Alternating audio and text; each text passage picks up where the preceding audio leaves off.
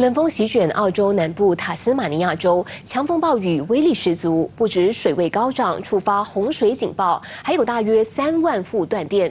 当局马不停蹄抢修供电，可是暴雨恐怕陆续有来。I've not seen anything like it. Nothing at all. No, I've seen the river high, but nothing like that. It's crazy. Yeah. We have currently over 280 outages and about 30,000 customers without power. We have 26 crews in the field today working hard to try and restore those customers, but I expect that we will have customers out overnight. Again, we're going to be hit tonight with more winds. I expect more outages.